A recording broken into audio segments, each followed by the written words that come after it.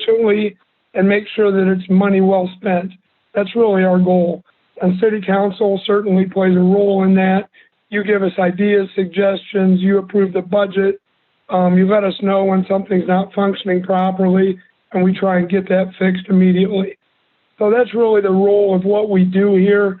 We can't be everything to everybody. We can't pave every street every year, but we really make sure that we have a method to the madness, and we can always explain, well, here's the streets we pick, here's why we pave the ones that we do. And if we can explain the logic behind our local government, people are very accepting of that, but they don't always know what goes into what we do, and hopefully that'll help a little bit today. Moving on to the city image, obviously, we do the same thing as the government in Stowe and Talmadge and Akron. We're all in competition with each other. Now, we know we have to coexist, so we don't want to be hurting another government. However, understand that I'm trying to get the same businesses here that Stowe is trying to get to move to Stowe or Talmadge or anywhere else. We're in competition because we do the same thing. However, we want to get people to open businesses here, buy homes here, spend money here, and that's really based on image. So when someone that's not from Cuyahoga Falls hears the word Cuyahoga Falls, what do they think of in their mind and why? So if you live in Greene and you talk to some of your friends that live from surrounding communities, always talk to them and see what they think of Cuyahoga Falls. And from what I hear from a lot of people that don't live in our city is, you know, we're a city on the move, we're doing things, it's a good place to be, a good place to visit, and that's really what we're after. We want to have a very good image. Again, we're not perfect, but we work on our flaws. Anything that we know needs fixed, we work on fixing that, but we always promote the positive because we're a brand. And again, we're in competition. We want people to come to Cuyahoga Falls, so we're always promoting the positive because, again, we're all stakeholders in this. So we want to do well. We always want to promote our image of our city, and I know you do that as well on a daily basis. Move on briefly to budgeting. We just got through with the budget. We're ready to go for 2021. We're in really good shape, all things considered. But budgeting is very complex. And I'll tell you, each department wants more employees, each department wants more equipment, each department wants everything, and they really should because that's what they do. However, it is a delicate balancing act. And I always give the analogy that fire department, they want more firefighters, right? Well, obviously they do. But if you look at the budget as a big pie sliced a lot of different ways, if one slice gets bigger, another one has to get smaller. So just kind of jokingly, we say, well, okay, if we add more firefighters and we cut people out of the water department and you hook up to a fire hydrant and nothing comes out, that's not a good scenario. So again, it's a balancing act between all the departments and everything that we do. And is there a perfect formula? No. And that's why there's some flexibility built in. But we feel the budget is a perfect balance from the money that we have right now. Now, if you look at it as a pie sliced a lot of different ways, our goal is to grow the pie bigger. If the pie is bigger, then each department is bigger. And the only way you do that is through development, growth, adding jobs, and we reap the benefits of the 2% income tax from all the new jobs. If there's development, the increase in property tax, we benefit slightly. Mainly it's the schools and the county, but we do benefit from that as well. So we always want to grow the pie, which ties into the city image. Because if no one wants to buy a home here or open a business or develop here, they're going to go somewhere else, and we're falling behind. So again, the budgeting, it's a process. It's never perfect, but it's a very good blend between departments that we put a whole lot of time into. And I know, Council, you review all that, and thank you for doing that as well. So budgeting is not a definite thing, but we feel it's a very good blend. Jumps right into utility rates. That's directly tied in the budget as well.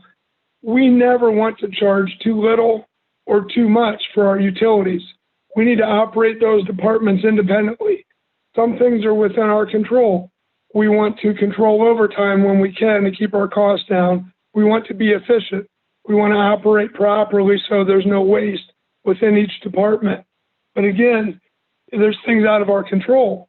And you've heard a lot about sanitation changes with the cost for the recyclables. For us to get rid of those has gone through the roof. The yard waste, same thing. Our cost has gone up astronomically. So there's certain things that could at some point, it won't be this year, that at some point drive up utility costs, but we don't have a choice. Again, we want to be able to operate those departments effectively and efficiently. Sometimes the rates go up. Right now they're not. But again, we don't want too little or too much to run those departments. That ties back into the budgeting. Communication briefly with City Council. Please let me know what's going on. Copy me on emails when you can, at least so I have a good grasp. If there's ever anything that you're not sure who to talk to, which department, well, go through me. People have this idea that mayors are too busy to respond to things. Well, they're not. Mayors are not too busy because that's what we do. So if you ever have anything, make sure you communicate that with me. If you're not getting results or you're not sure where to turn, or maybe it's a long-term plan that you'd like to see, make sure I know about that. Very, very important. And I will always respond quickly. And then the last thing I want to touch on before we dive into the different departments is social media. And I know most, if not all of you are on social media. It's a very good tool. It's a great communication tool. So I guess it's positive and it's negative in certain ways. The ways that I see that can be negative is we always have instantaneous information. Things that 10 years ago, 20 years ago, we never knew. So here's a perfect example, and I get this a lot. So there'll be a power outage. Maybe there's a lightning strike or a car hit a pole somewhere over on the east side, and there's a neighborhood out of power until we can get out there and make the repair. Well, 20 years ago, you never knew if power was out on Curtis Avenue. But now you know, because someone on Curtis is posting on social media that their power's out. Well, that's always happened, and it always will happen. But now that you see the instantaneous postings of things, it can appear, and it appears to some people, that it's way worse than it ever was. And the fact is, it's not worse. You just never knew. So, you'll see a lot of these things. We know that overnight a lot of people will go through unlocked cars and they'll steal change, or if there's any items of value in there, they'll steal those out of cars. And again, that is nothing new.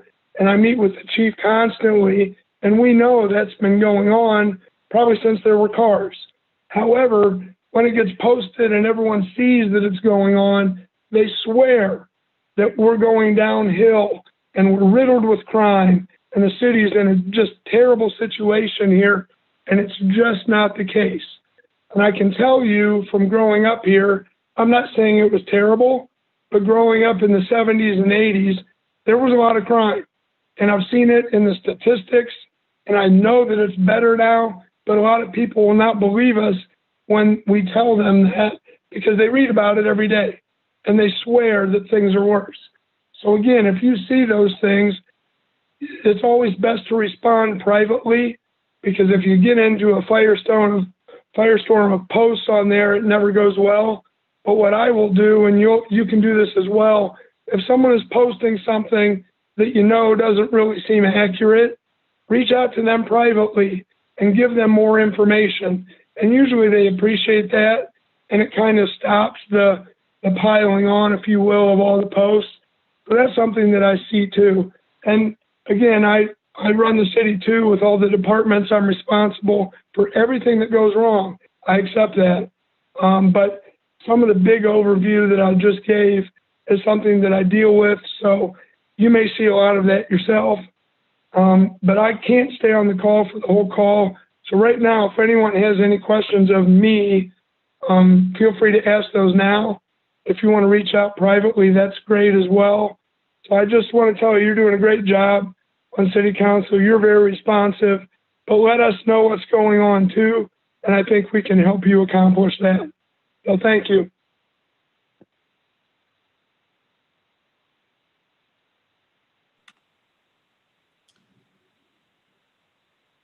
Okay, with no questions for Mayor, I'm up next. As most of you know, I'm Kelly Crawford Smith. I'm the Director of the Neighborhood Excellence, Communications and Community Outreach Department. We commonly refer to that as NECO. So I'm just going to kind of run through. I'll start with our Neighborhood Excellence Initiative. We'll just go through the acronym and then, kind of tell you what we do.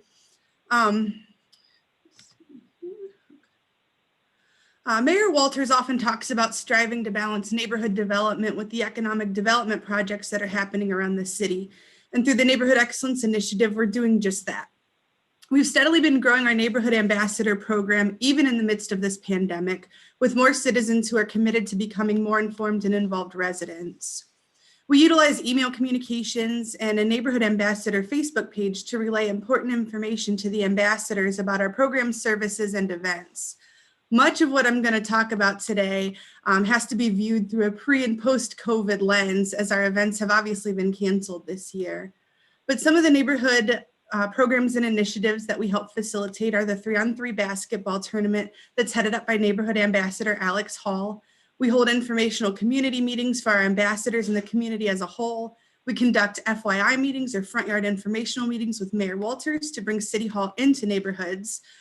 The ambassadors hold the meetings with neighbors in their front yard and hear pertinent information about city services and programs. But most importantly, it gives residents who may not otherwise have time to make it to City Hall or schedule time to see us during business hours, it gives them an opportunity to see Mayor Walters and city staff members in person and let us know how we can better serve their needs. This year, we were able to conduct those meetings on Zoom. We also work closely with Mayor Walters to facilitate the Honorary Boulevard Street Naming Award logistics to honor people and entities who make lasting impacts on our neighborhoods and community. You see this right along Broad Boulevard.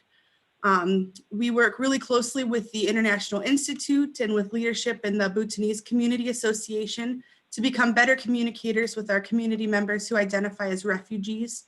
We've hosted and attended many meetings in the community and have attended communication training and maintained open lines of communication with community leaders to help strengthen relationships in our neighborhoods. This year, through Neighborhood Excellence, we also started the Cuyahoga Falls Cares to put volunteers in the community together to help out those who needed assistance and who continue to need assistance during this COVID-19 pandemic. I discussed that largely during my budget meeting. I know that you, when you were all in attendance at that. From a communication standpoint, we've been increasing communication since it was created in 2018. We have a strong social media presence and can be found on Facebook at City of Cuyahoga Falls City Hall, on Instagram under Cuyahoga Falls OH, and on Twitter at City of CF. We also disseminate information on Nextdoor. We're responsible for press releases, copy for the city magazine, the city newsletter Current, and content, photos, and updates on the city's website.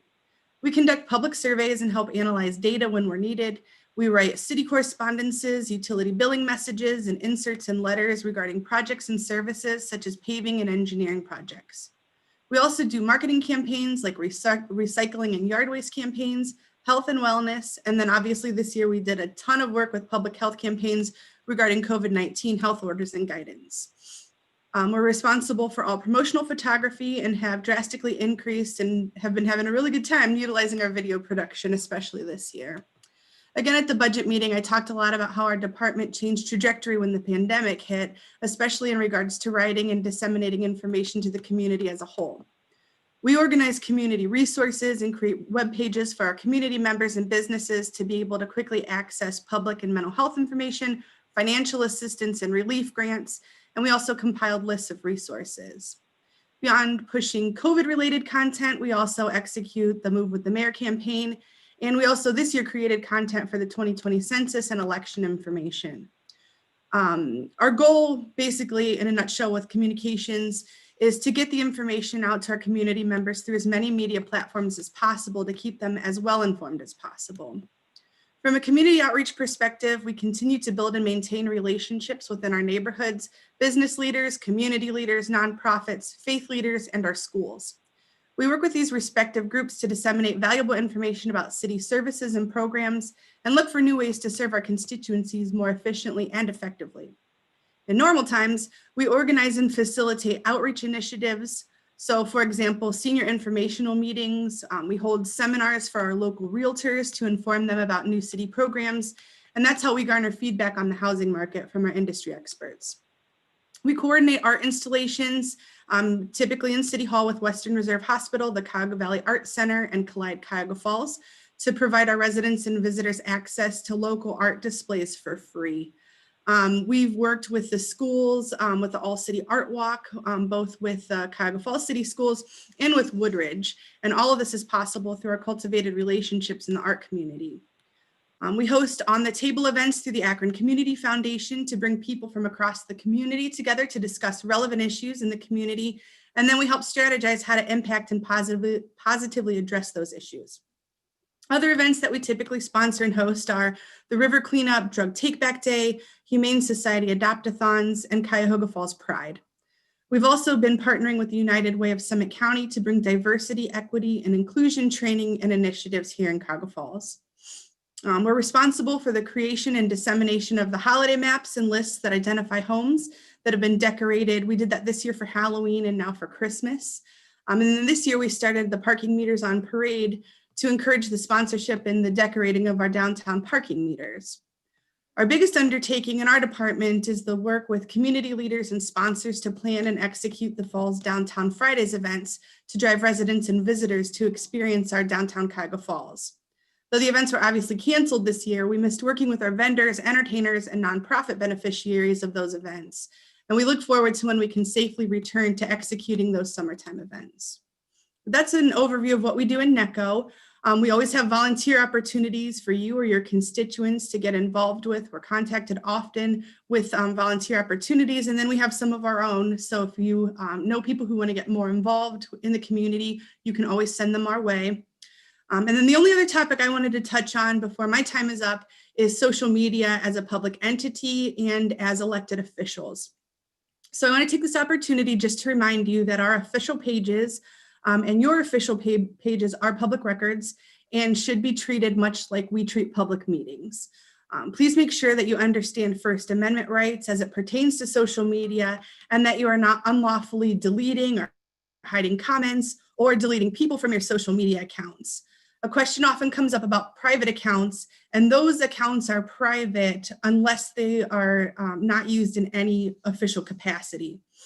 There's a lot of case law about this, especially in regards to the blocking of individuals off of social media pages or deleting comments that are viewed as derogatory about individual elected officials or programs, and we can't delete those things. But I've attended many of the social media trainings in the past, and I'm going to be actively looking for some upcoming trainings on this topic, as well as public records training in regards to social media accounts. So I'll let you all know just as soon as I find another one. They've been super helpful for me and my team, and I'll be sure to extend the invite for all of you the next time I see an available training. So with that, I'll turn this over for any questions you might have for me. Thanks. Kelly, Yes. I'm sorry, I'd like to make a comment. Well, first of all, two things. I really think you're doing a wonderful, wonderful job. And the parking meters on Front Street, I think was a great idea. It's really been fabulous. A lot of talent there. I shared this in cabinet earlier today, but we've gotten a lot of feedback from the people who've been decorating the parking meters and just the competition that now exists within them. So some of them have said, like, man, if I would have known that people were going to go, so hard on these this year, I would have done so much more. And you just wait to see what we do next year. So we're really excited to see what happens as we move forward, because we've had really great community involvement, and the community's gotten really involved in the voting. So that's been really, really great to watch. Okay.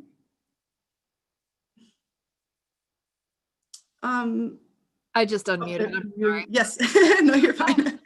I can see you talking. I agree totally with Mike. Great job. Everything's great. I have a question though, like at what point in time, because none of us know what's going to happen with COVID, hoping that it will be better within 2021. What would be like the deadline of you having a go ahead or feeling pretty confident that you could have Friday events? So what we did last year, and we'll treat this very similarly this year, we are going to plan those events just as if they would be happening, and we would just play it by ear. We had the events planned for last year, and we let our vendors, our entertainers, and everybody kind of know that we would just be watching public health orders as they came in, and then we would be canceling or moving forward as we could. Now, obviously, last year, there was no potential for vaccines or things like that. So those are certainly things that we'll be watching, but we are going to move forward with planning just as if they would be happening. Okay, great to know. Thank you.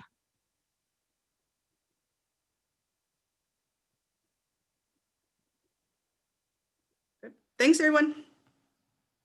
Thanks, Kelly. Thanks, Kelly. I think Law's up next. Good afternoon, everyone, and thanks again for your time today for this retreat.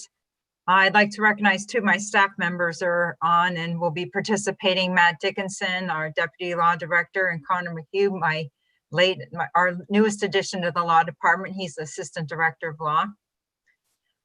Just for those of you who don't know, our department is divided into two divisions. We have a criminal division, and they handle our misdemeanor prosecutions. There are police legal advisors. They handle mayor's court and citizens' complaints of a criminal nature. As on the civil end of things, we do the legislation, civil litigation, contracts, economic development, insurance claims, collections, foreclosures, bankruptcies, union negotiations, employment matters, public record requests. We give legal advice to various commissions, board, and council. We handle administrative hearings, and our department is the support for all the other departments of the city. We also handle the housing and zoning code cases when they make their way to court. I'll start off discussing administrative appeals from decisions regarding planning matters. So as you know, the Cuyahoga Falls General Development Code, along with our charter, governs certain boards related to development in the city, the planning and the zoning. Any matter referred to the Planning Commission must be acted upon within 60 days unless council gives an extension. If it's not acted in a timely fashion, it's deemed approved. Council approval is required for all plans, recommendations, regulations, and decisions by the Planning Commission. If the Planning Commission denies request, the decision can be appealed to City Council, but requires a 2/3 majority vote to overturn. If an applicant is again unsuccessful before City Council, they may seek an appeal to the Common Pleas Court of Summit County. In a conditional zoning appeal, courts will generally uphold a property owner's rights to use his or her property according to permitted uses that are outlined in our development code.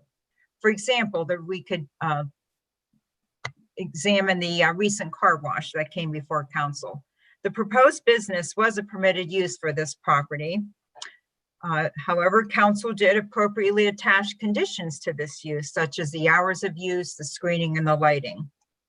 Council has more discretion to turn down zoning map amendments.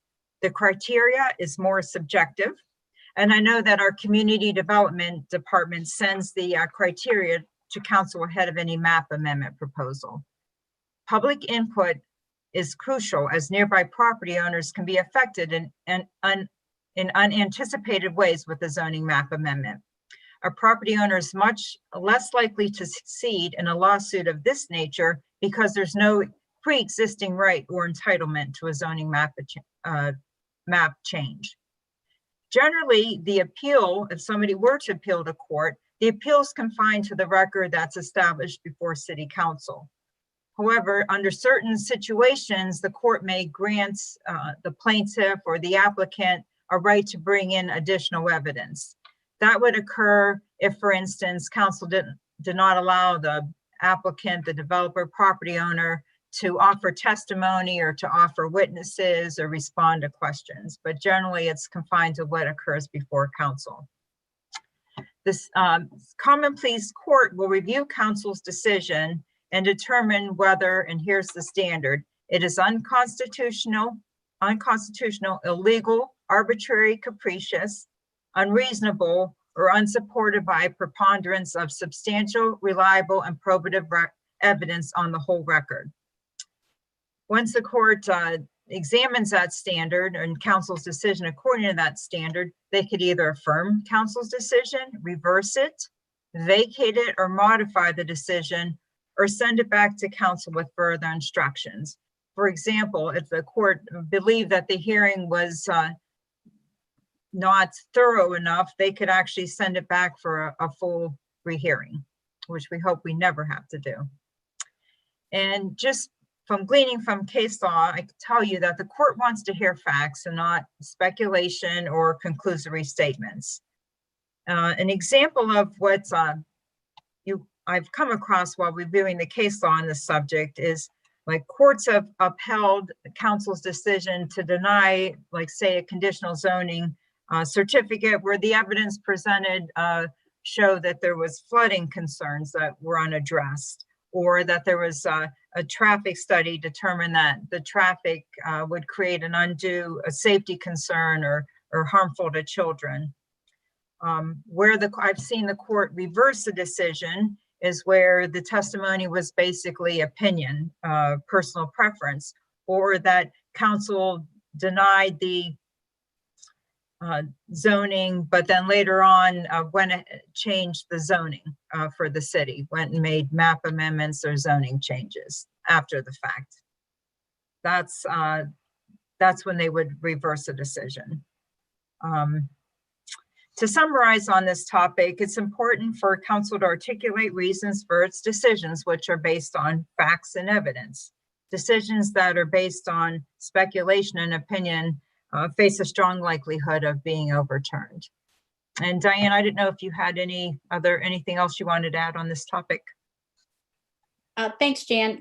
You really actually covered it in depth. We put this on the agenda today because we have had some controversial matters come to council, and we wanted to spell out for you all what the real differences are between when you see something like a conditional zoning certificate versus a zoning change, and how different your approach has to be really in how you pursue those. Because obviously we're talking about one issue, zoning certificates, where the zoning is in place already. The use is an allowable use already. And we're just asking you to put restrictions on when they can use it, how they can use it. Like Jan said, the lighting, the screening.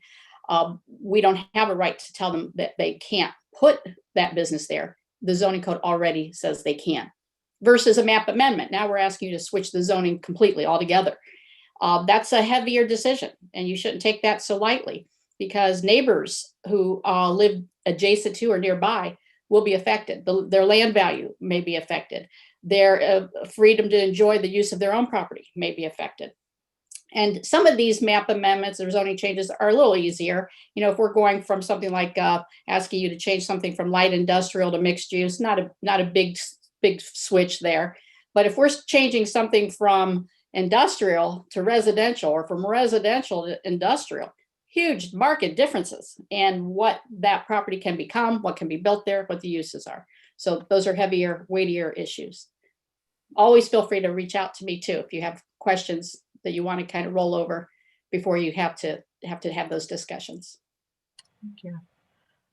Our next topic that we had on our agenda that frequently comes before council is public records, and I will turn it over to Matt. Sure. I'll be quick. I would reiterate what Kelly said about social media. That is an area that is always sort of changing, and courts are making rulings on that. So if you have any questions, certainly reach out and ask somebody in the law department or Kelly. She sounds like she knows more about it than I do, maybe. So the main thing you need to be updated on for the public records is that the Ohio Revised Code requires all public officials to do a 3-hour training on public meetings and government records each term. So I believe that everyone is in a new term. So everyone needs to do this at some point. The ward council people probably need to do it this year. In years past, they have let me go as everyone's designee. The last time we tried, they didn't let me, but I have heard that they are letting us serve as designees for council people again. So in the next couple of weeks, hopefully in early January, I will attend the online training.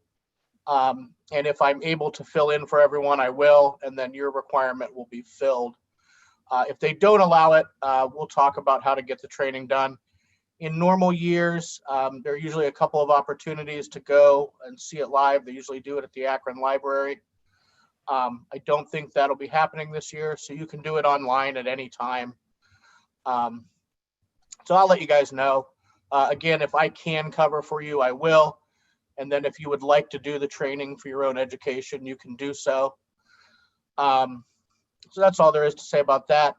As far as public records in general go, if you get a public records request, it's best just to send it to the law department as quickly as you can so that we can work on it. Any document that you come into contact with or any messages you may have that document the functions of your office are possibly a public records request. There are a number of exceptions. So what this means is don't delete messages. Generally, don't delete things that people send you. If you have a personal account, similar to what Kelly said with the emails, even on your personal account, which document the functions of your office, could be a public record. One suggestion we thought of is maybe if you send all those to your city account, that's a good place to store them so we know where they are. Again, if someone makes what you think is a public records request, legally we have a reasonable time to respond. So send it to us as soon as you get it and we'll work through it. If we ask you for any documents or any emails or any messages you may have, please send them to us as quickly as you can and we will work through them. We're constantly doing some sort of public records request. They're not a big deal, so just let us know if you get them. If you have any questions about them, ask us at any time. We get a lot of questions from council members about public records, so we're always able to answer them and willing to. The only other thing that's different this year with the Open Meetings Act is that they don't necessarily have to be, the public doesn't necessarily need to physically be there. We've been complying with the Ohio law on this matter. That's why this is on YouTube, and meetings have been on the radio or they've been on Zoom. Generally, anytime a majority of any public body, that could mean the city council or that could mean any of the committees are gathered, you can't talk about official business unless the public is allowed to attend or like this is allowed to observe. And just be aware, I know probably none of you are seeing each other in person right now, but if you're texting or if you're emailing, best not to do so in a fashion that makes it a majority of one of your committees. But if you happen to, don't discuss official business. And I think that's all I've got. Thanks, Matt. So I briefly wanted just to discuss legislation in general. Our department, as I've said, we draft most of the legislation, drafting or review. And the legislation, most of it originates from other departments. However, we do have legislation in our department that goes to council. It generally involves either seeking your approval for collective bargaining agreements or to settle legal or moral claims. Just so you know, our code divides claims into legal and moral. So a legal claim would be something that I would approve or deny. And if it goes over, if somebody's seeking or I feel a claim is justified for $5,000 or less, I need to seek the approval of the Board of Control. If it's over that, as council's well aware, I've been to you a few times, it needs to be approved by City Council. Moral claims are referred to, we have a Moral Claims Commission. and they're authorized to make payments up to $500. Anything over $500 has to be approved by you, City Council. And just to distinguish the two, a moral claim is a claim which legally the city has no responsibility to pay based on Ohio Revised Code. It's chapter 2744 sets forth city immunity. A legal claim, on the other hand, is a claim that the city may or may not have been negligent, and we may or may not have immunity. Examples of moral claims are like sewer backups that are a result of improper, inadequate design, or under capacity, a traffic accident that occurs while police or EMS are on an emergency call, or traffic control or signal malfunctions. Legal claims, and the ones we get most claims for most frequently, are like pothole claims. Somebody hits a pothole, or building defects, a slip and fall in a city building, or sewer backups that are a result of alleged improper or inadequate inspection. And we examine each claim, we do a deep dive, do an investigation, and then make a determination on those. When we do have to go to City Council for approval to settle a case, as you know, we do something called an executive session, and I'll turn it over to Connor to do a little discussion about executive session. Hi, everyone. I'll be quick because I know most of you have been through multiple executive sessions, but just for the newer members of council, I just wanted to remind everyone that, executive session is when you, as the government body, and anyone you invite to come in with you, goes into a private conversation about various issues. The Ohio Revised Code has a whole list of things that you can go into executive session to discuss. The most common ones are usually to discuss litigation with us in the law department, or to discuss various things involving employees of the city. Usually it's employee discipline, unfortunately. When you go into executive session, you always have to remember you take a roll call vote, and you have to state in the public portion of the hearing why you're going into executive session. And you don't have to be super specific, but you do have to say which of the enumerated reasons you're going in to the executive session. And if you get in there and you realize you want to talk about something else, you have to come back out of executive session, say, we now have to take the same vote to discuss X, Y, or Z in executive session, vote again, and then you can go back in and discuss that topic. The big thing I want to just hit on real quick is things that happen in executive session are confidential. There can be certain penalties for both the council as a whole and individual council members if executive session is used improperly or what you talk about becomes public. Public officials such as yourselves do have certain responsibilities about maintaining confidences of things that you learn through the course of your time as a public official. So it's just best to, whatever's talked about in executive session, keep it to yourself, keep it confidential. If you have any questions, if you feel something's not right, always, you can contact us in the law department, but it's best just to not say anything if you're not sure. And that's all I've got. Janet, back to you. Thank you.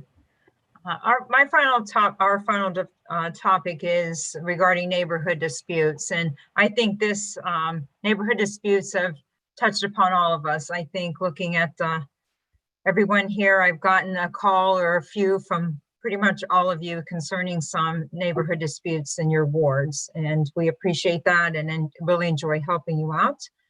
And I'm not going to go into the procedure for like housing and planning or zoning violations, because I know that's on Diana's agenda, but I will make a few comments, brief comments.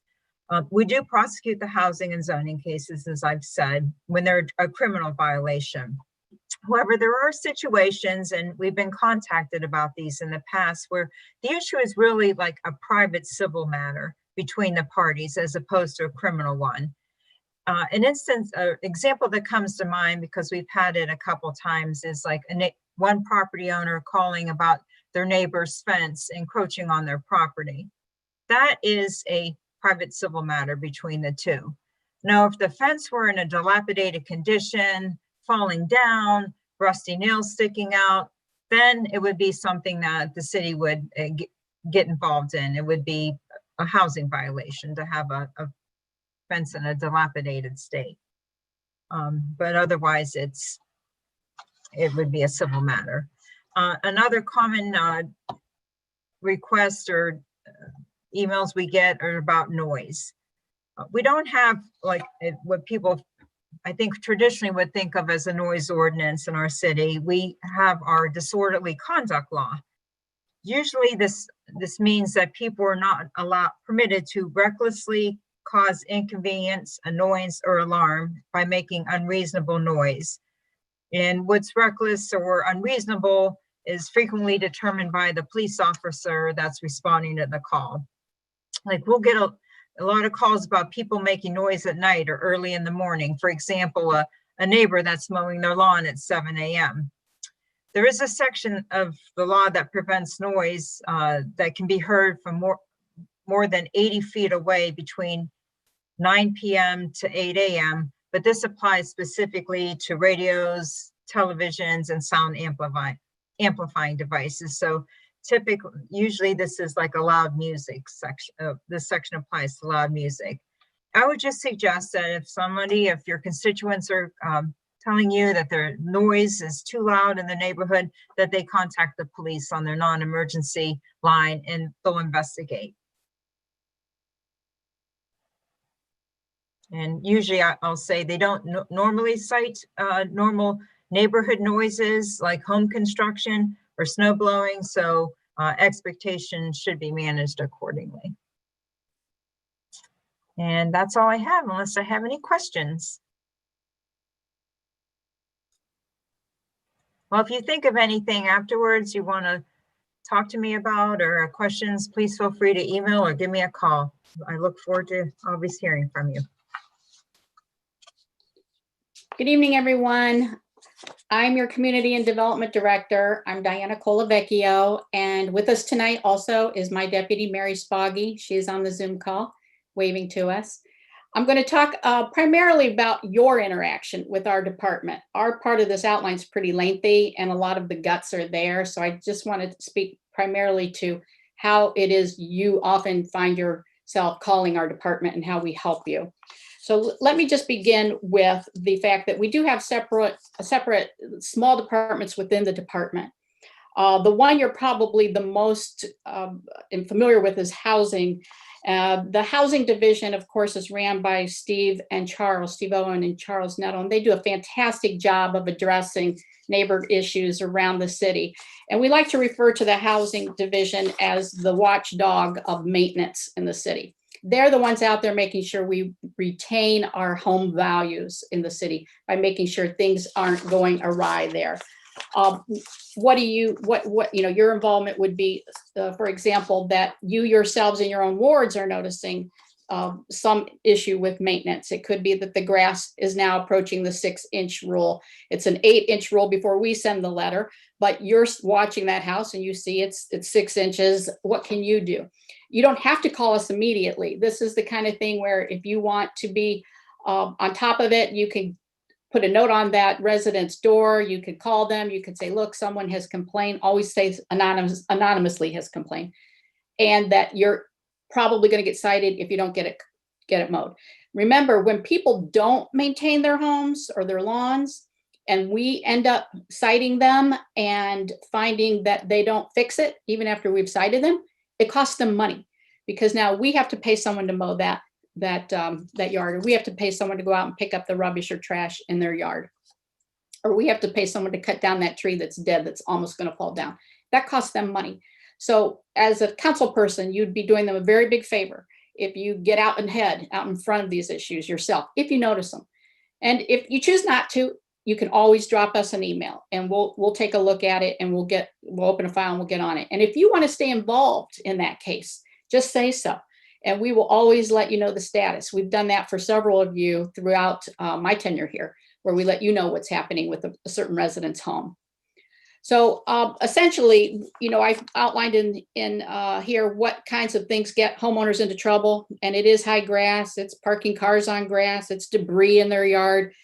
I put a couple things in here that we don't get involved in, like animal control issues. We don't do new home inspections. That's not on us. But essentially, the one thing you need to take away from this is that if something is an emergency, a tree is hanging on a wire, a tree's already fallen down over the sidewalk. Now we have a public emergency. And that public emergency gives us the right to fix it and bill that homeowner. And oftentimes that's a surprise. That's a surprise invoice they weren't expecting. So you might get those calls and you might have to navigate your way around explaining to those homeowners, yes, that's legit. They can do that when it's a public hazard or a public emergency. And that's the most important thing I want you to get from our housing talk here today. The other mini department I oversee is planning and zoning. This is Fred and Adam, and they also do a phenomenal job. Adam handles mostly our permitting, and we've had record numbers of permits during COVID. Everybody was stuck at home, saw how much they needed to do to their houses to renovate them inside and out. So we did unbelievable permits this year for decks, for fences, for swimming pools, of all things. I think Lighthouse Pools was sold out of swimming pools at one point, and probably because we were selling them all in Cuyahoga Falls. So Adam handles mostly that. Fred does all of our plan reviews, all of our applications for site plans, additions, those types of matters that go first to Planning Commission. And the hallmark there is if something is going to be over 8,000 square feet, it will need approval by Planning Commission. And then it will need your approval. So I say to you tonight, your involvement can be that you know something's happening in your ward, you've been watching it, you've been talking to Fred, you know it's going to Planning Commission. Make sure to attend that Planning Commission meeting. That affects you. It's going to affect your life because you're going to get calls from the residents about it.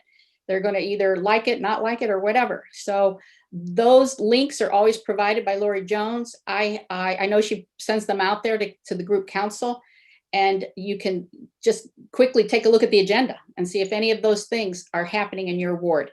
I would encourage you to attend those Planning Commission meetings. And then we also operate 3 other boards, Board of Zoning Appeals and Design Historic Review Board. Similar, but very different from planning. Board of Zoning Appeals handles all of the requests for variances. So if someone wants to put in a fence, for example, but it has to be, for example, 3 feet from their neighbor's property. That's not true, but for example, if it did, and they can't get the fence to fit that one particular dimension, they can take their request to Board of Zoning Appeals and ask for a variance to be allowed to do it anyway, because, for example, maybe there's no other way to do it without creating a hardship. We also oversee Design and Historic Review Board, which manages the aesthetics of our downtown and the historic district. So when someone wants to put on a new facade and alter the exterior of their building, or they want to erect a new sign down there, that design, those concepts have to be approved by that board. And one or more of you sit on these various boards as well. So you're probably more in tune with what's going on with them than the rest of council. To that end, I would also encourage you to, if you think that something's coming to the board and you know about it and you know it's not in your ward, to let your other council people know whose ward it is in, let them know. They might want to attend those meetings as well. And then we're getting ready to launch the art board. Their first meeting will be in January, but nothing going on just yet. They still have to set their schedule. And Fred oversees those boards. He oversees the applications that go to those boards, the approval, the staff reports, and then oftentimes you'll see him at council. So ordinance that come to you for your eventual review and approval are the site plans and the zoning and map amendments that Janet spoke about earlier. And then finally, with planning and zoning, what I kind of want you all to know is that there are some tools out there that are available to you as well. So when you're getting calls from your constituents wondering, maybe perhaps they want to open a business in a section of the city and they're asking you, well, what's the zoning there? What can I do with that kind of zoning? Can I put a restaurant in that area? How is it big enough? Some of those tools are at your disposal. We have on our website a tool, a software tool that's called an interactive property map. And you can click on it as soon as you get to the community development section of the website and stick in an address or a parcel number, and automatically it'll pop up the owner's name, what the taxes are, what the zoning is, what ward it's in, and it'll take you to the fiscal office website where you can see how much, if there's any assessments there, or whether they're behind on their taxes there, or, I mean, we also can get internally whether there's any issues with citations on that property too. So, but that's available at your fingertips, along with the Summit County Fiscal Office's website. It contains a Summit GIS map, and we often use this. If you just Google Summit GIS, it'll take you to their interactive map, and it's the whole county, and you can just start, you know, zeroing in on where you want to be in our city, and it'll show by parcel number who owns it, and it takes you right back into their tax records. So those are two good tools that you can access. Oftentimes, residents call our office and say, I need to know what the zoning is at, you know, 3414 Haggerty Way or whatever. We refer them to these tools so that we're not constantly looking them up ourselves. We say, that's accessible to you. Here it is on our website. So I thought you should know about them as well. The other thing that we do in our department is we, as you know, handle all of the requests for tax abatement. And that comes to us in two forms, whether it's a CRA, a community reinvestment area abatement, or an enterprise zone abatement. The CRAs are more often more common because most of the companies that we deal with are requesting those under the terms that we're comfortable giving them. And this is a sizable investment that a company is committing to make, as well as producing jobs. And you've seen those ordinances. We've come down there and asked you to approve a CRA for certain developments that are coming to the city because they're bringing so many jobs, and it saves them on their real estate taxes. And that's a feel-good thing. It's an incentive that we do. And we have these CRA districts throughout the city. We have one along the river area in downtown. We have one on State Road. We have one up in our industrial area. We do not have one on Portage Trail, but we're working on that. So you'll probably see that legislation early next year. We're trying to get one there because we're starting to see and get more requests for development on Portage Trail. Enterprise zones, I think I've only brought you one. That was Kia Sierra SGS. And like I say, that's usually that's the county's agreement with them, not ours, but we have to be involved in that process as well. Both of those required school board approval. So in addition to your approval, we're also talking to the school superintendent for those types of agreements, but we don't need their approval necessarily. If it's a 50% of abatement or lower, we don't need school board approval for a CRA, 75% for an EZ. But we still need to notice them. And believe me, they like to know what's going on in their city. They like to know if these abatements are coming because they have budgets and they're putting figures together and they need to know what their revenue stream is going to look like. So we keep a very open communication with both of our school superintendents.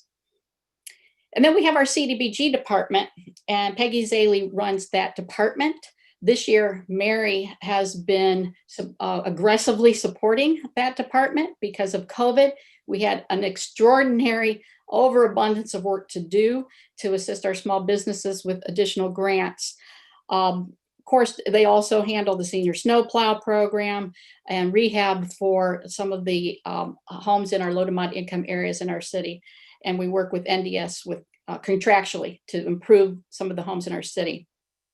Some of the ordinances, you see them are approval for their annual budget, their annual plan, and our 5-year plan. And then you'll see them come down and ask for grants. And I oftentimes lead the discussion on that. Our grants are economically development, are incentivized to create economic development. And we've given some very nice grants out for equipment primarily, but these are matching grants. And you'll always hear me say, this is a feel-good moment for our city when I'm giving a matching grant, because it means that company also has the wherewithal, the financial wherewithal to match the amount we're giving them. So a $50,000 grant means they're investing $100,000, and that is a feel-good moment for our city. They're increasing the footprint, they're increasing the value of their real estate, they're bringing in, they have to create jobs with that. all of which translates into a long-term economic viability for that project in our city. So we have always also maintained a very close relationship with our community partners, our business organizations, the Chamber, Downtown Partnership, Akron Chamber. I often work with the county on some of the projects we see here. So we have a good working relationship with them and their economic development team. And I would say to you that if you ever have questions related to the ordinances that I bring you, or that Fred's bringing you, or Peggy is bringing you, of course, reach out to us. We want to make sure you understand fully what you're being asked to decide. And some of them, are littered with a lot of legal mumbo jumbo. I get that, but really, normally we can break these down into simple concepts. We're either giving money away to grow an existing business, or we're giving money away to bring in a new business, or we're helping a business to expand their current operations. That's normally what you see out of our department. So with that, I'll answer any questions, or we can move on to service. Frank, you have a question. Oh, thank you. I wasn't sure if you could see me or not. So this is really good, especially, this is an excellent forum, and I'm grateful for this, especially being a newbie to council. But I do have a question, and I think it's, I hope it's appropriate for your department. The tax abatements, and I understand that if it's for commercial, if it's larger than a 51%, then the school board has to approve it or put their A-OK on it. I know I'm kind of running rough over that, but and this is just I was just finishing an Akron Planning Committee meeting earlier today, and the question came up, and I need to know the answer, and that's why I'm going to you. A residential development, the abatement's larger than 51%. It doesn't seem like that needs school board or school district approval.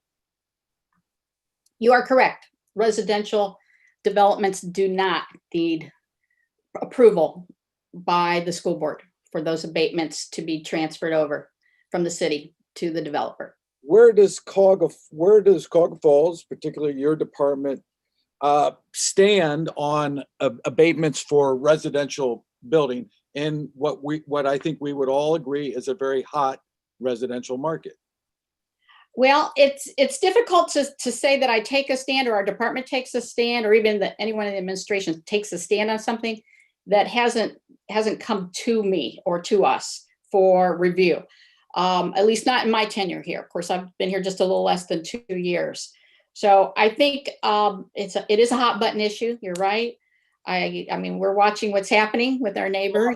And it's a hot button issue, and for some of the other people on the call, and it's because, I think most everybody knows this, and I certainly don't want to sound condescending, but what I'm hearing in the community is, an unfunded population going into a school district may require the school to go back out into the community as far as a levy, and nobody wants that.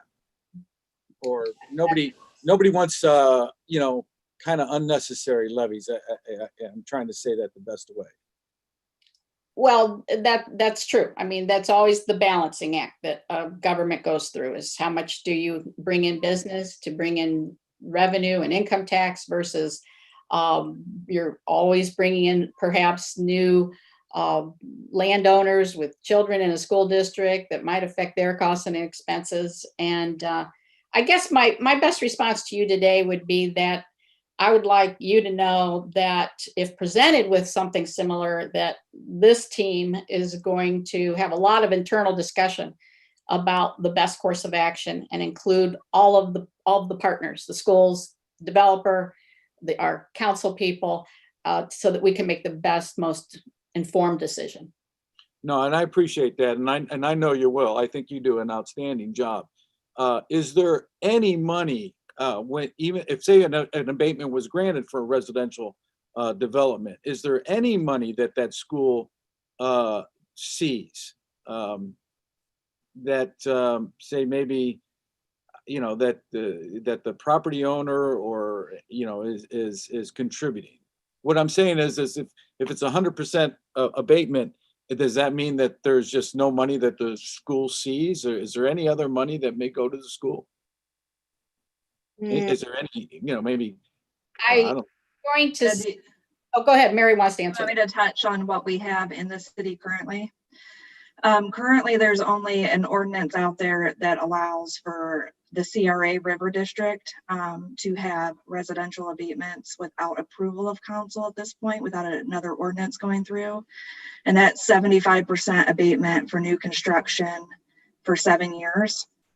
And we also have about 100 and I want to say 19 properties in Salt Creek that have a 50% abatement for 10 years that council approved already. And those abatements start after the building has been constructed. But I do a report every year. I'd be happy to send that out to anybody here on council who wants it when it's approved by the CRA council. It'll allow you to see what abatements we have in the city for residential. But currently, none of our residential abatements are above 50% or 75%. What about watermark, Mary? I don't remember the Watermark is 50% for, I believe, I want to say 10 years, but I want to look at the report. It's either 10 or 15 years. And those transfer with the, if a property transfers or sells, those transfer to the new owner. But the abatement does not re-begin. It continues just for the 10-year period, the original 10-year period or 7-year period. But we currently don't have anything, I don't believe, above 10 years.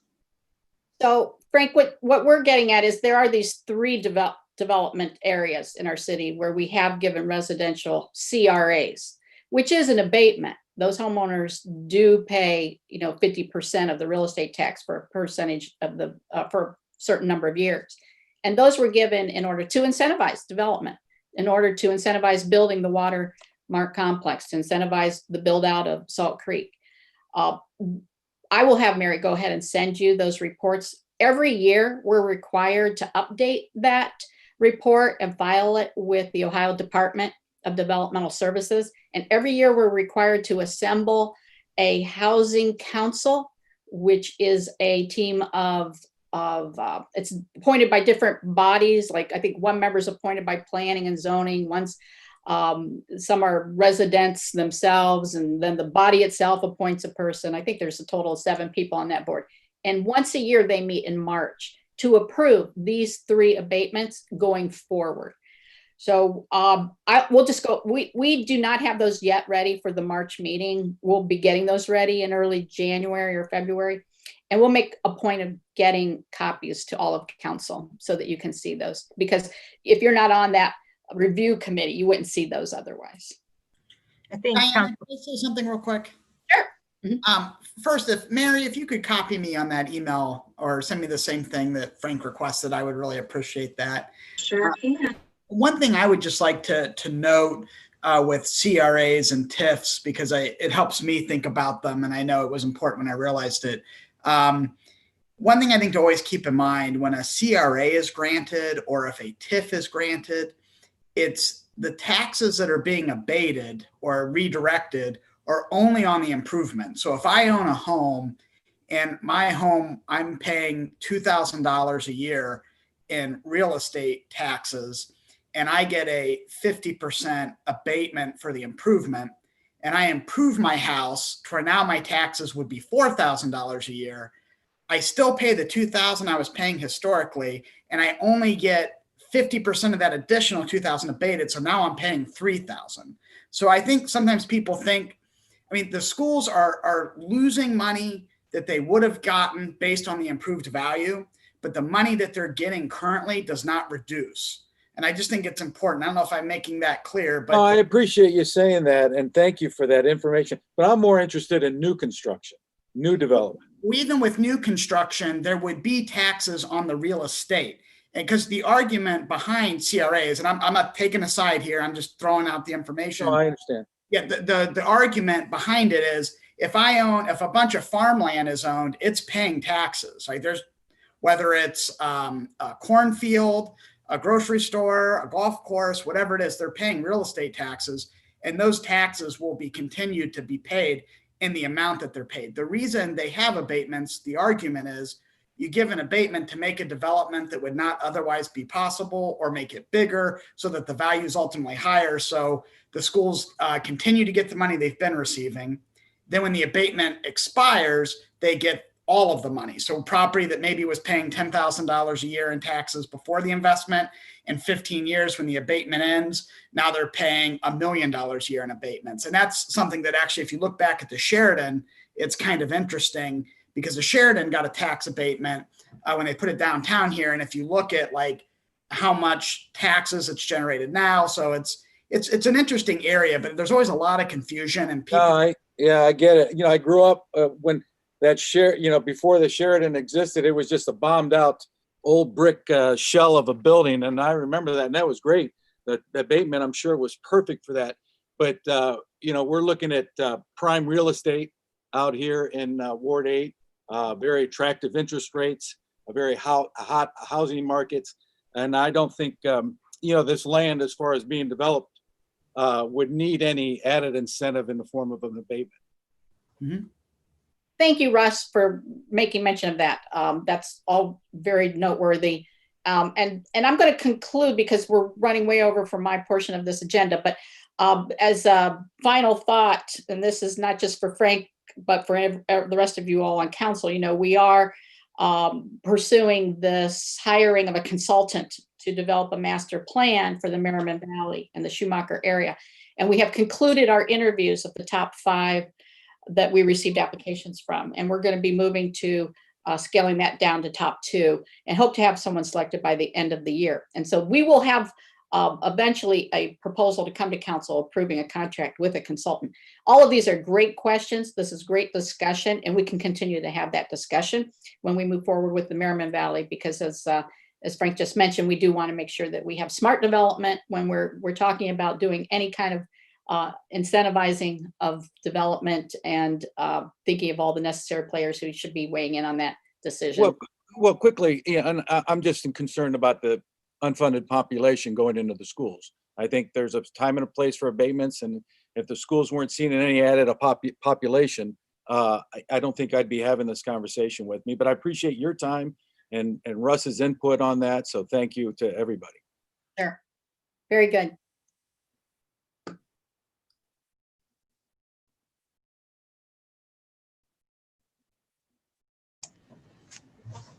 Good afternoon, everybody. My name is Anthony Zumbo, and I'm the service director. Most of you are familiar with me, and probably the deputy service director, Teresa Hazlett, who's on the call to help keep me straight, which is what she normally has to do every day. So I'm certain that the service department would not run smoothly if she were not here. I am just going to give you a bird's eye view of the service department as we encompass 9 different departments. Kelly from NECO, who you've already heard from today, and our city engineer, Tony DeMasi, who heads the engineering department up, is another service department, and he sits on the rail with us. So most of you are familiar with him. He's actually going to give his own little report as we're going along through. So at this time, I'll just turn it over to Tony to let him do that, and I will come back when he's done. Thank you, Anthony, and good afternoon, everyone. Good seeing everybody again. Just a real quick overview of my department, the engineering department. We are responsible for the design and construction of all public improvement projects, including street paving, storm sewers, sanitary sewers, and water lines. We also act as the repository for all allotment plot plans, underground utility maps. We have on file in my office the Summit County tax maps, and we have the original FEMA floodplain maps. So if anybody moves into the area and they want to know if they are in the floodplain, we actually get calls all the time from banks who are verifying that, and real estate agents. We have that information. As the floodplain manager, I review all site plans located within special floodplain hazard areas, and I coordinate activities in those areas with the Army Corps of Engineers. ODNR, and the OEPA. One interesting thing, actually, I think all the things we do are interesting, but one interesting thing we do in engineering is we assign house numbers. So every house in the city's address has been assigned by some staff from my office. And we also take requests and process them for people that may want to change their address. We work closely with the Postmaster General. Doesn't happen, I don't want to say it doesn't happen very often. It happens regularly, I'll say, but that's what we do. We issue all permits for construction located in the streets or in the right-of-way. These include street excavations, sidewalk drive approaches. We maintain registrations for all the contractors doing work in the right-of-way. We inspect residential and commercial properties damaged by flood, fire, or car accidents. One thing that I do is I get a call in the middle of the night because of a car versus a house, and I got to go out and take a look at that structure and see if it's structurally safe for the residents to spend the night there, for example. So that keeps me kind of busy. As the chief building official, I enforce the dangerous building sections of the codified ordinances. We issue condemnation orders as necessary. We also enforce the clandestine drug lab section of the codified ordinances. So if the police department finds a meth lab in the city, then that lab needs to be cleaned through my office. As the prevailing wage coordinator, I review all payroll reports from contractors to ensure they're paying proper wage rates. I personally and a couple other from my staff inspect all of our bridges yearly to make sure that they're in compliance with federal and state standards. So just to dig into the weeds a little bit, in particular on some of our projects that we do on an annual basis, the street resurfacing program, that's probably one that we talk about most often. Our streets are rated by an independent third party once every 2 years, and that's every even numbered years. So we had the streets rated this year, and they actually show that in the last 2 years, we've been able to increase our overall pavement condition rating by over 5%, which is fantastic. Now, the overall rating of our street system is something that I want to continue to grow, and I want to get to a point that we can all be very proud of. And so thank you for your support in the past with budget increases and support. That really goes a long way. Streets to be resurfaced are chosen by looking at that rating list that we get from the consultant, and then using our own observations and planning, we decide what streets need to be paved. So for example, we might have a road that might be at the top of the list, and the list indicates it should be paved pretty soon. But if we know that 2 or 3 years from now, we're going to replace the water line on that road or sewer, well, we're just going to hold off on that until such time as that utility gets replaced. No sense paving a road and coming back the following year and tearing it up again. So just keep that in mind. As a way to stretch our funds, we've introduced some alternative paving techniques, such as chip and seal and cold mix paving. And next year, we'll be utilizing various preventative maintenance options to help get longer use of our streets.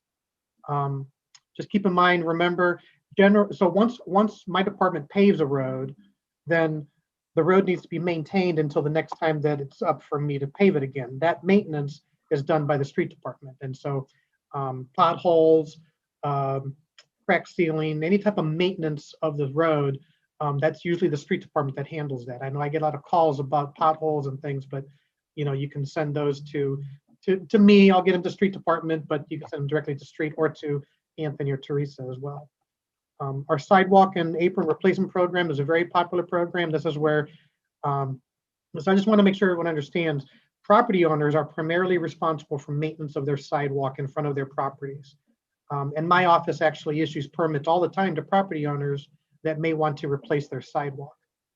Now, as a way to help, we offer a program where we will do the work and share the cost with the property owners. So we hire the contractor, we perform the work, and then we send the invoices actually the following year. So it's a pretty good program. But again, even with that program, there's still residents that still want to do it themselves. Maybe they have a family member who's a contractor, and that's fine as long as it gets done per the standards. So you'll be seeing in this next packet tonight, actually, the levy and ordinances. So we're going to levy the cost for this year's sidewalk program next year. And the cost is going to hold at $15 a foot for sidewalk and $7 a square foot for aprons. And requests to replace that sidewalk, they come in from property owners and from pedestrians. And so, that's kind of a balancing act for us. Understand that, a resident or a pedestrian might call us about a dangerous sidewalk. We'll go out and look at it and we verify that it's bad. So we put it on the list and we replace it. And then the following year, the property owner gets the bill. But we don't just send them the bill blindly. We actually talk to the property owner. We let them know that a complaint was filed. We don't say who complained, obviously. But and by far, generally, the property owners understand it's a fair program and they participate. Utility patch program is another program we do annually. So when the water department goes out and makes a main break repair, the pavement is just repaired temporarily with a temporary patch. Then after a few months, allowing it to settle, we'll come back in, my department, and we'll do the permanent patch on that. And that's not only just for water, we do that for electric department and sewer departments as well. So now, of course, any breaks that happen now, they're going to have to wait until the asphalt plants open up in the spring, early summer to get that work done. And then lastly, I want to talk about stormwater projects. Engineering department typically manages the large capital stormwater projects, while the stormwater department handles sort of the everyday maintenance projects. But even at that, there's a lot of overlap between my department and stormwater department.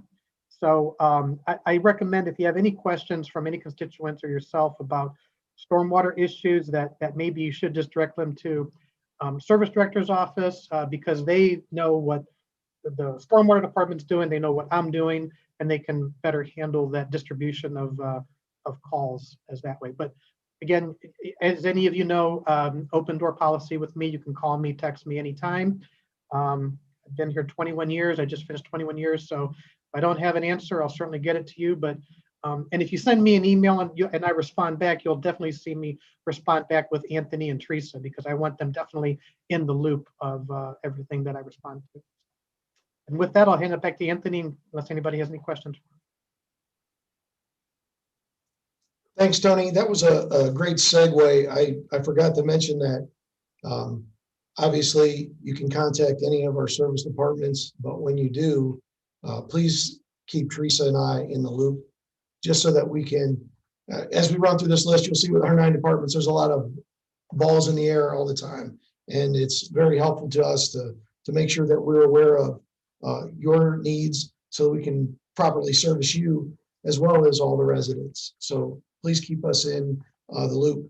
So in addition to engineering and NECO, we have our utility billing department, which is headed by Zach Jones. And they do just that. They handle all of our utility bills. So they process invoices or accounts, 26,000 accounts every month. And we do that through 6 different billing cycles. Also, they do things like sign up new residents, close out accounts, and also they coordinate with our other service departments that are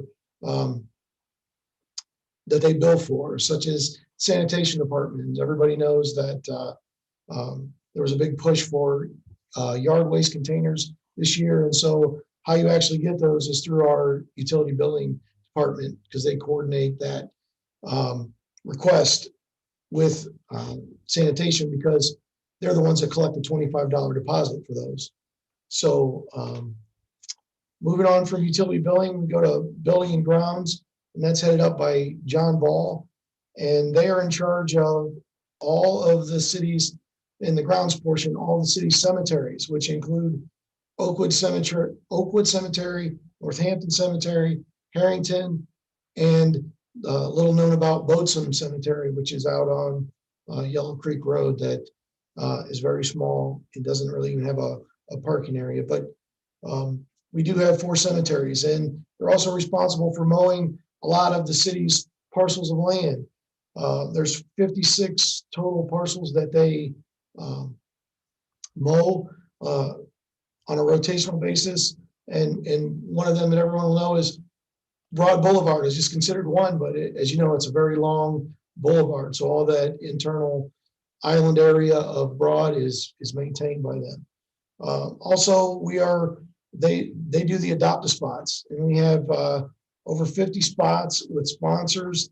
And the sponsors are essentially responsible to plant them, but prior to them planting them, we have to get them ready. So we have to till them up, and then we're responsible for watering all of those. And also, many times we end up weeding them because the sponsors are usually pretty good about planting, maybe not so much with the weeding. So our guys have to maintain that. Also, they're responsible for our city hall, not the grounds guys, but the buildings guys. And so that includes, everybody's familiar with the big roofing job that we did this year. That came out of building and grounds. And they also do our normal maintenance. And with this year being COVID, a lot of those duties, those guys got shifted outside because we didn't hire a lot of temps. And also they encompass a lot of cleaning for us. So whenever we've had some need to clean an area because of a potential COVID scare, building and grounds have been the ones that have gone out, not just here at City Hall, but in our other service departments as well, and in any other departments that we may have throughout the city. And also, they're responsible for our tree programs. And so John Ball is our default city arborist. We don't really have a position like that, but many times any of the trees outside of Parks and Rec, he's the one that's called to be our expert in that. Next department is Human Resource Department, and that's headed up by Vicki Steiner.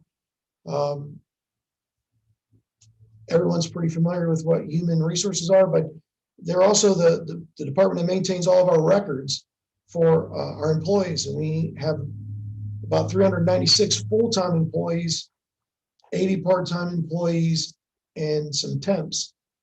And I think that our numbers for part-time and temps are down this year because of COVID.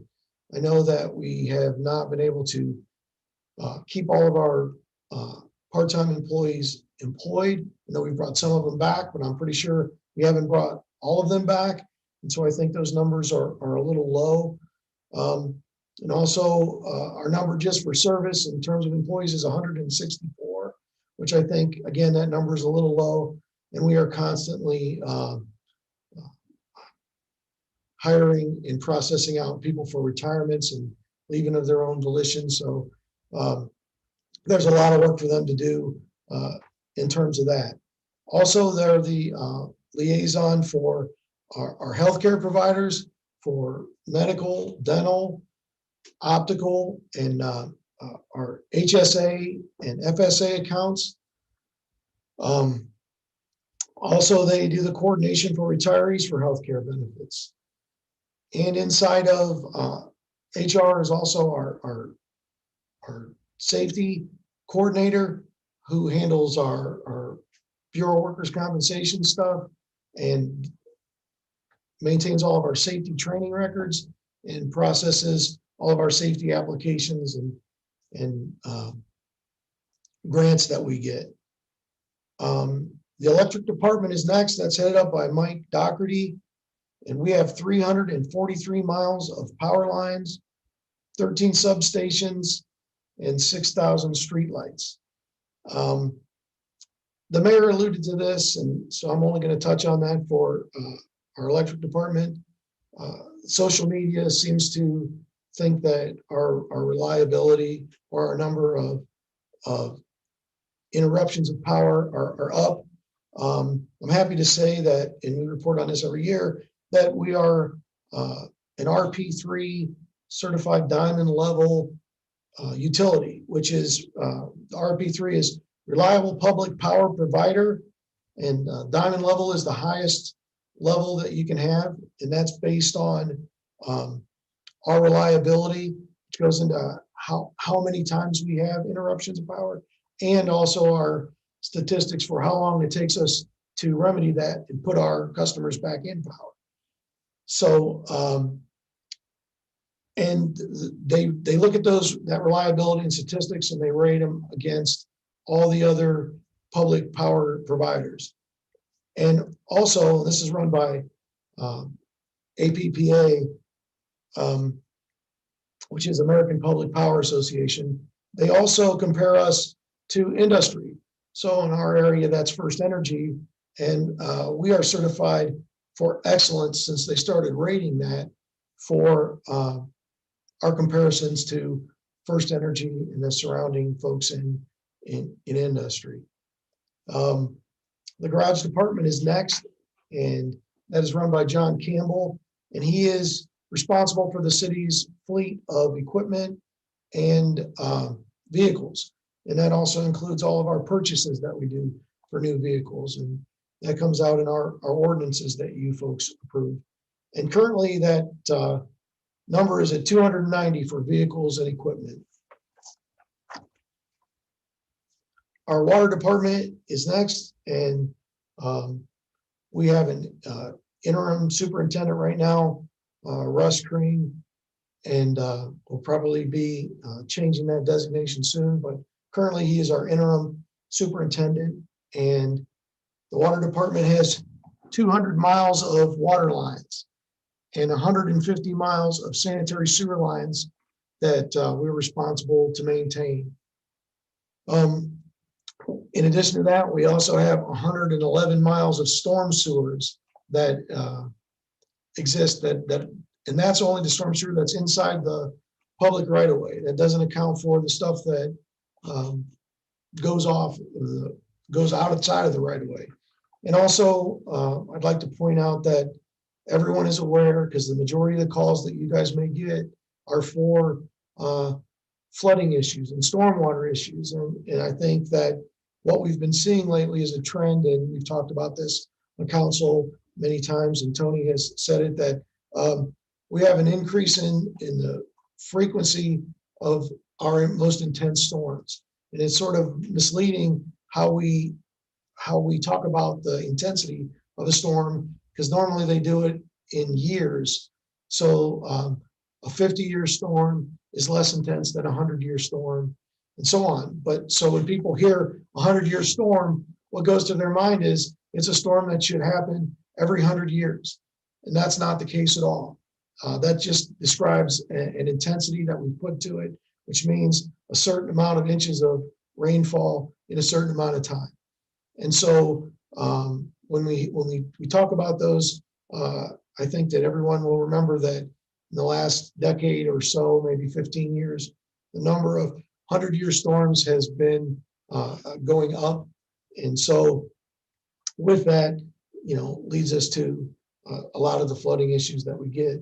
And currently, our responsibilities really just lay inside the right of way and doesn't fall out into private property, which will be a lot of the complaints that you folks may get: backyard flooding, side yard flooding, and the like. So that is something that we can talk about. So please let us know. But remember that our responsibility is really only in the right of way. And also in the water department, we can talk about the water treatment plant. Our water treatment plant treats 5.3 million gallons per day for about 60,000 users. It's 60,000 because I'm including Monroe Falls and Silver Lake, because we sell water to them in bulk for their residents as well. We get that out of 18 wells, and in our distribution system, we also have 3 above ground tanks. So everyone's aware that we just painted the Portage Trail tank this year. We also have the Steele's Corners tank, which sits up there. It's actually closer to, it's actually off a state road. And actually that's a state road tank. We have Steele's Corner pump station. Sorry, mind slip. And that sits closer to the intersection of Quick and State. It's back behind Cascade Auto. And we also have the Bailey Road tank, which sits over by the golf course in Downview. The first 2 tanks, Portage Trail and State Road, hold about 2 million gallons. And the Bailey Road is a little smaller at $750,000. We also have the Oak Park tank, which is still standing because of it holds T-Mobile's antenna, and we've talked about we're going to put up a new freestanding antenna in Oak Park, and then we'll be able to take that tank down. But so that's why I've only listed those three, because that tank is decommissioned and it will soon be gone. We also have 2 underground tanks, one at Ross Park and one at the water treatment plant. Those each hold about 2 million gallons each. And the reason those tanks are important is, they help hold the pressure in the lines of our various locations. And also, if something were to happen at the water treatment plant, they provide us some ability to still have water while we're getting that taken care of. And last but not least is our street and sanitation department with Chuck Novak. Tony alluded to potholes, but also in that potholes, there's about 236 miles of road that Chuck maintains. And, the biggest thing in our maintenance, in addition to potholes, is snow and ice control. And we're getting into that season now. And, we talked about it at our last council meeting, how when you get into Cuyahoga Falls, because our roads run wet. And that's because we do a good job keeping those, keeping our roads clear. And we're doing that because we use our e-poke system, which is basically a distribution for our salt that allows it to be pre-wet with brine to help that salt stick when it hits the roads so that it doesn't bounce off as much. That's been very successful for us. And we're also lucky that at our water treatment plant, we have a brine well, which gives us brine so that we don't have to purchase it or make it. We use it for our treatment of the water, but also we produce more so that we can use it for our treatments of the road. In addition to that, they would also do things like guardrail and roadside mowing and other basic road maintenances in the department. The other half of Chuck's division is the sanitation division. We have about 17,750 customers for refuse. We have 17,450 customers for recycle. We have about 9,000 customers for yard waste. Yard waste, and that's a guess for me because I only had numbers for last year, but as you know, we took away the bags this year. And so we actually had to go back to council for additional monies to buy more carts for yard waste. So based on the number that we bought, that's what Teresa and I came up with is our guess. Some of the things that your constituents may call you about, for us, again, we touched on stormwater. Tony talked about potholes a little bit, but I will also say that we have a pothole hotline and you can call in and put it on there, and it's also on our website. So please utilize those. They also will call you about their utility accounts. Please remember that that's generally private information and we can't talk to you about specific people's accounts, but we would be happy to look into that for that resident and get back with them if you would give us their information. They may or may not have already contacted us. So please let us know about that. And also trash pickups, sometimes they'll call you instead of calling over to sanitation regarding a trash pickup. Tony went over a lot of the legislation that you would normally see from us. So in general, we would have like our annual requirements, which are coming up very soon. And that would deal with vehicle purchases, what our normal supplies might be, and services that we might normally have in our departments. We also will bring forward contractual services, which would be professional services such as engineering that we may use, and also some contracted work, such as the electric department just brought forward some legislation to do some underground work that our guys could do, but we were going to contract it out. So that's a contraction service that you would see. Also, our capital projects, which Tony again alluded to, that go through the budget that we've just gone through. So when those projects are up to bat, as we go through the year, we will be bringing those forward to you. I know that I kind of went through all these departments really quickly. Please feel free to reach out to Teresa or I for any of these departments. We'd be more than happy to set up a time when we can talk about individual departments with whoever might want to see it, and we can include some other folks from our staff to help with that. Or we can do a private thing where we bring all the service departments in if enough of you think that that's worthwhile, or you have any other questions. So other than that, Teresa, if I forgot anything, let me know, but I'm open to any questions that anyone might have.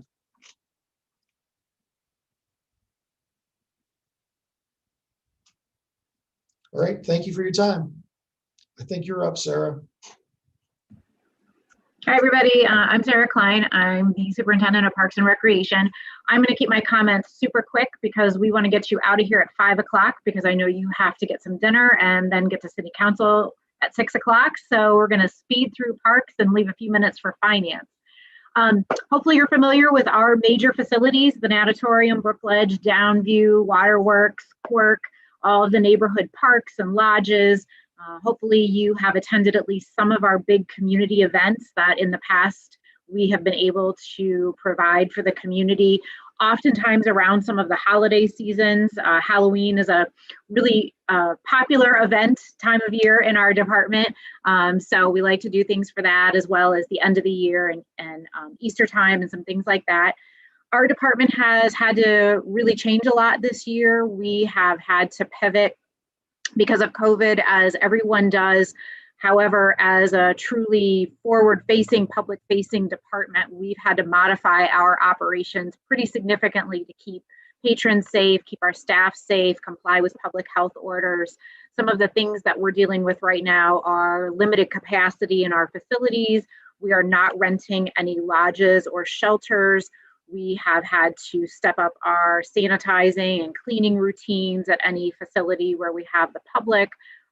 Just all of the things that you might expect that go along with operating facilities that exist to bring people together and exist to bring people into a building where we're also being told stay safe and stay away from each other. So it's been a challenging year. We've adapted in some ways by doing more things online, like taking our programming online, trying to take things out into the community, like the Rec to Go bags this summer when we weren't able to do mobile rec, the drive-through Halloween event that many of you participated in because we weren't able to hold our traditional events. So the staff has really pulled together and done a lot of changes. Just a few things that I wanted to make you aware of. You may or may not know that we are in charge of much, not all, but much of the maintenance downtown on Front Street. So we are the department that's heavily involved down there. We also operate the pavilion building and take care of rentals when we're able to do that and providing space for the community. We are the department that operates the farmers market in the summer and fall, again, in typical years, not 2020. And we also take care of the rain garden on 6th Street. So for those of you, looking at you, Mary, who have the rain garden on your mind, we are the department that takes care of that.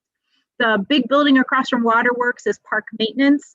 Park maintenance is almost like a little mini service department in and of itself. We handle many, many things in-house that are similar to some of the things you heard about from Anthony and Teresa and Tony. And they also provide us a lot of assistance on a regular basis. So we're a unique department in that we operate facilities, we run programs, we have this little mini service department. We have a mix of fund balances and funding streams, as you know, from more enterprise funds like the Leisure Fund to General Fund. We have the Rec Levy Fund, which has our capital projects funded by a percentage of the income tax. So we have a lot of unique things about our department that are not the case with any of the other departments that have talked today. Mostly, I just wanted to make sure you know, if you don't already, that we'd love to have you come visit our facilities. We'd love to hear from you, stop by when it's safe to visit, call me, set up a time to chat. Always happy to have friendly faces and visitors to our department. One last thing I'll close with is many of you have been part of conversations regarding our comprehensive master plan update. We do have the steering committee, which some of you on this Zoom are part of, for Wednesday at 4:30, I believe, 4 or 4:30. That is sort of our final get together before our consultant will be releasing the document to the community. So hopefully you'll be able to participate. If you're not on the steering committee, but you would like to be part of that call, we certainly welcome your involvement as a council member. So shoot me an email or a text and we can get you a link if you haven't gotten it. But with that, unless there's questions, I'm going to close out and turn it over to Brian so you can hear more about finance, because everyone loves finance, me especially, because they give us money. We like that. Thank you, everyone. Thanks, Sarah. Everybody can hear me, correct? I did unmute myself. All right, good. Finance, as many of you know, we just completed the budget. Well, it'll be hopefully approved tonight at City Council, but we went through the process here recently. But we split our calendar up into basically two parts. One is budget season and CAFR season, and then we mix a lot of other little financial stuff in there as needed. But the CAFR season, which stands for Comprehensive Annual Financial Reporting, it starts right about now. We're starting to get some of the preliminary work done, some of the preliminary schedules put together, and start planning for our financial reporting and our city audit. And then once that's completed, and that is completed in mid-May, and the initial draft report's completed in mid-May, and then we finalize everything by the end of June, and we ship out our finalized CAFR report to the GFOA, which is our governmental accountings group that kind of pulls accounting people together to discuss rules and things like that.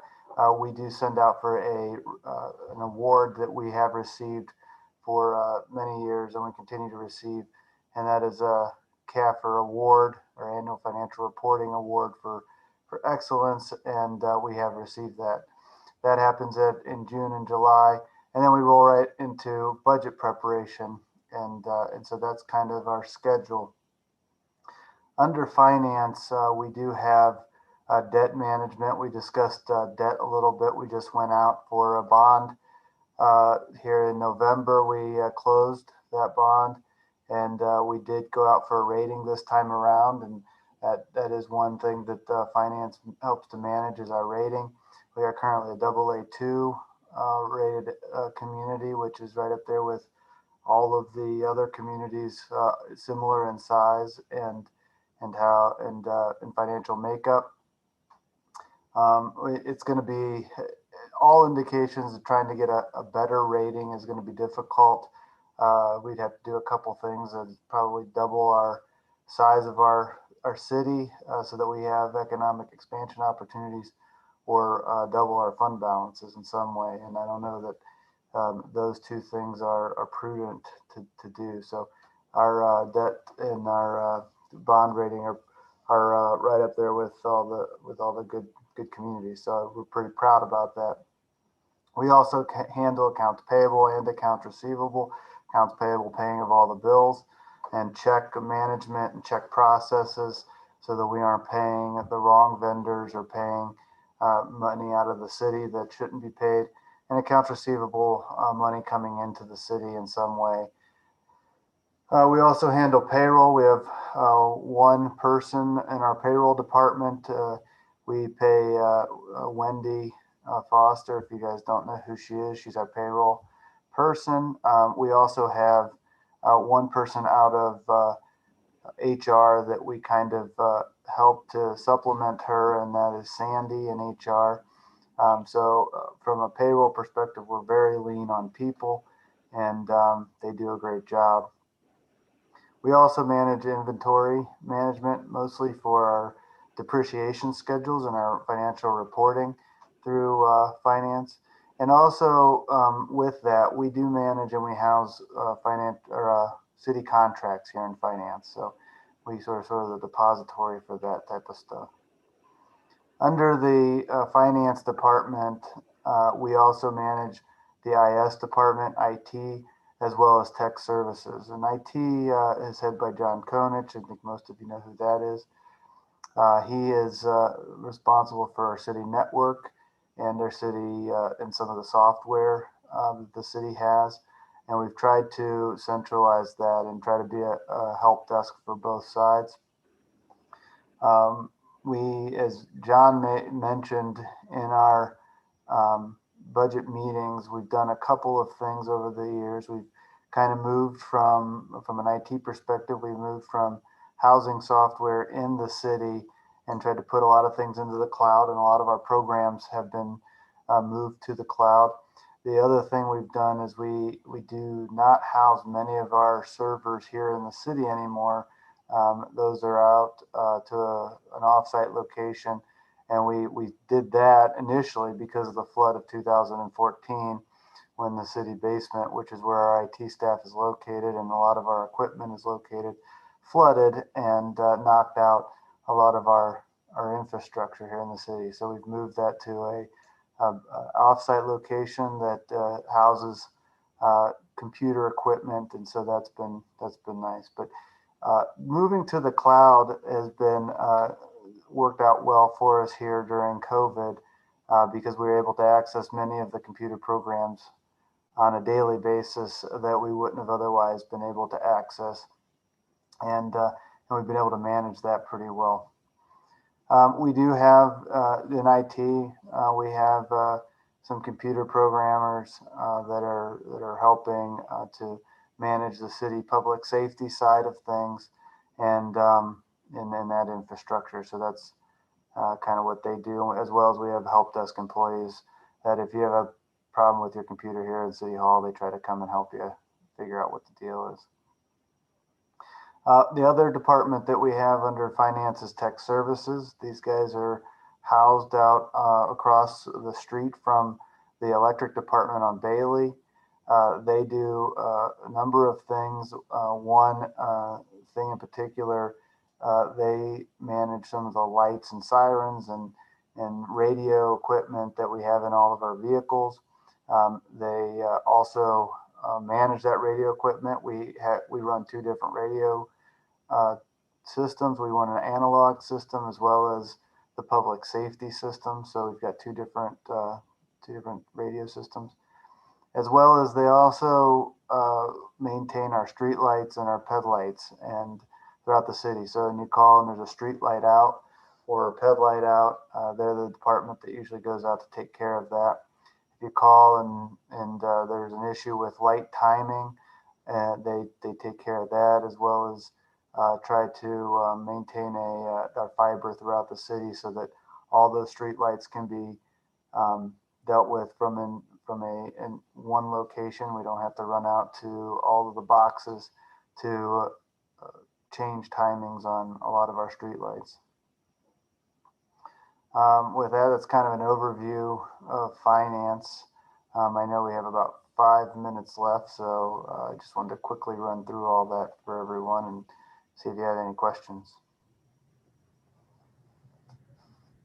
I don't have any questions, but I wanted to thank everybody for this meeting. This was very informative, not only for the new people on council, but for anybody that might have been listening. And also, it was just great hearing from the department heads, hearing about all their different aspects of the business here in Cuyahoga Falls. And I really appreciate everybody. Thanks again.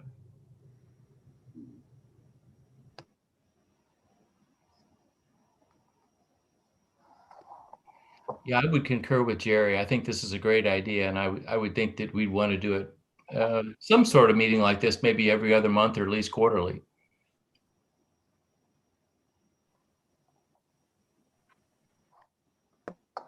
Thank you.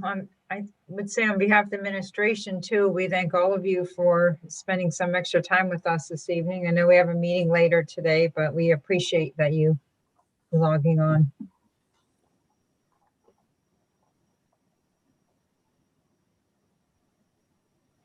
Okay, I guess we're done then. Thank you, everybody. Thanks, everyone. Have a great holiday season. Bye.